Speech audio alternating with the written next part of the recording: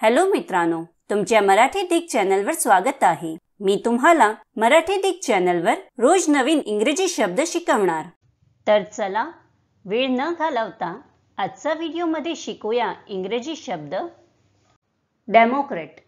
डेमोक्रेटचा मराठीत अर्थ प्रजातंत्रवादी, लोकसत्ताक राज्याचा पुरस्कर्ता किंवा डेमोक्रॅटिक पक्षाचा सदस्य होत आहे। डेमोक्रेटला आपण वाक्यात प्रयोग करून बघूया। पहिले वाक्य आहे I have voted Democrat all my life। दुसरा वाक्य आहे They went out and voted Liberal Democrat। तिसरा वाक्य आहे New Democrat dismissed the idea। चौथा वाक्य आहे He is seen as a populist Democrat।